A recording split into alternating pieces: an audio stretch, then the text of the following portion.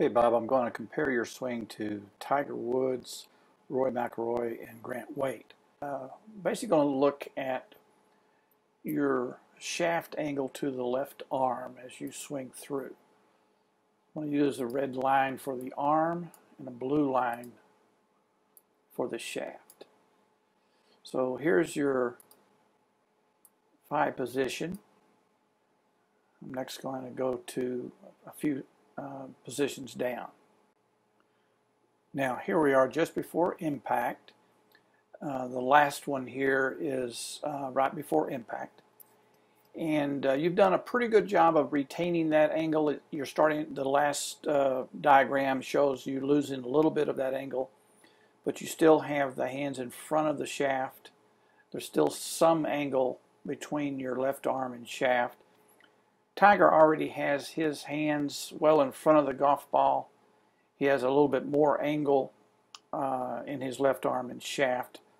He certainly has more shaft lean than you. You do have a little bit of shaft lean. Okay, at impact, Tiger does have a little bit more shaft lean than you. His hands are a little bit more in front of the golf ball than you have your hands. But overall, your hands are in front of the ball. You are hitting down. You do have some shaft lean. You have a full extension in your left arm in line with the shaft. Tiger still has some angle between his left arm and shaft.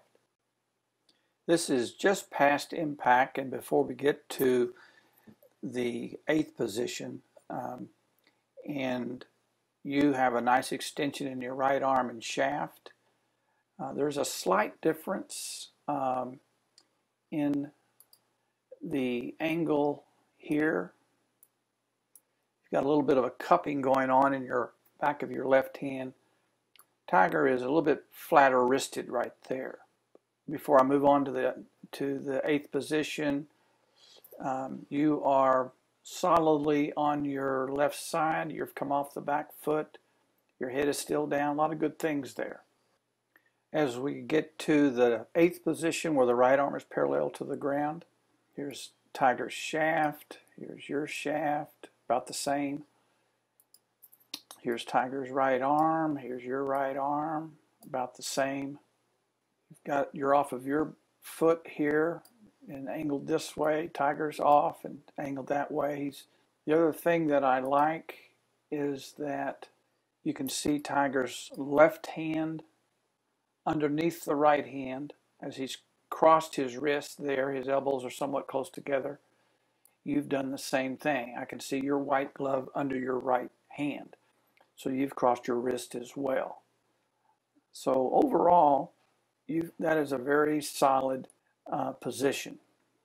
Now, unfortunately, this was your practice swing. And so inside of you, you have a very fundamentally sound release and extension through the ball. You hit the ball with shaft lean, or you swing with shaft lean, and you athletically already have a natural release where your wrists crisscross in this position. I'm now going to show you in this 8th position with your ball swing. On the right is your ball swing and on the left is your practice swing. And you can see how with your ball swing your elbows kind of separate. The white glove is above the right hand. Your wrist did not cross. As we look at things that might contribute to that position, one is the lower half of your body. Your right hip is not turning toward the target as much. I can see that the shape of your back foot, you're kind of sliding but not really turning your right hip. You're a little bit more forward here with your hip, a little bit further back here. If you get the right side of your body to turn to the target, then the distance your right shoulder is to the butt end of the handle will remain the same to both shoulders. In other words, if you swing the handle closer to the left shoulder and further as it moves away from the right shoulder, your left arm is forced to bend. Now we're going to compare your ball swing to the pros. I'm starting you in the 5 position where your left arm is parallel to the ground, and I've drawn the red line for the arm and the blue line for the shaft. I'm going to move it down towards impact. And at this point, Tiger has retained his angle a little longer than you have. You've released your angle a little bit early. Tiger hasn't hit the ball yet, but he already has that shaft lean. Now I'm going to take you to impact. Now, you have a fairly dramatic cupping in the back of your left wrist, and you're throwing the club head past the handle of the club, and the handle almost stops, and so the radius of your golf swing, where the center of that radius was your left shoulder, has now become your wrist. This cupping of the wrist does a lot of things that will make consistency problematic.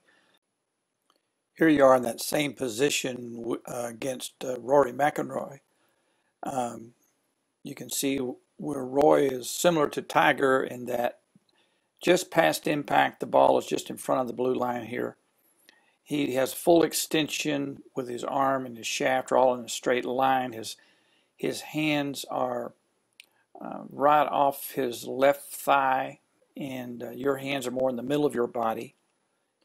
Now, as we look for other things that are slightly different between your position and Rory's, I can see that his back foot, the heel is off the ground. He does have this right side in here a little bit more forward. That right knee is getting closer to being on top of his left foot.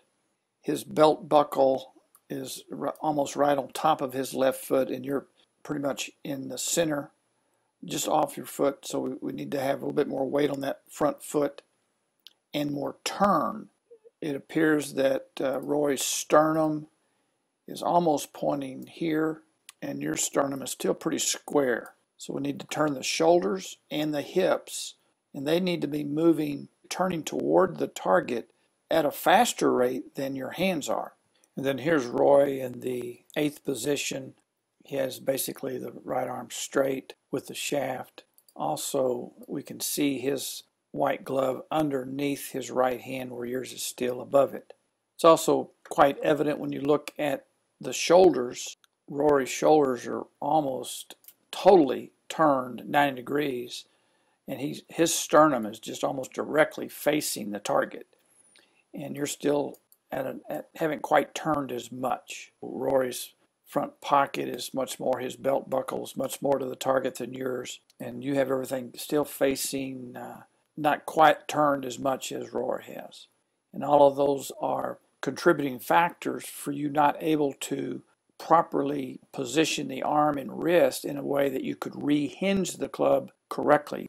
You're moving your wrist back and forth as opposed to up and down. You want to hinge upward in your wrist instead of the lateral cupping action of the wrist.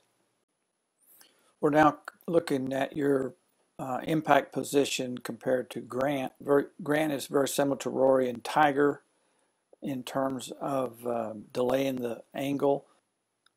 Also, when you have the club head and the hands both having some rate of forward motion, the club head moves through the arc in a much quieter fashion. The club face is not as chaotic, or there's not as much fluctuation of the face angle as it travels on that arc. And so as it goes through impact, the face angle will be much more stable, much more consistent, giving you much better control of delivering that face at the face angle that you want it to have at impact. Here I'm put both of you at the post-impact position, 8th position, when the right arm's parallel. This is where your left hand is above the right hand.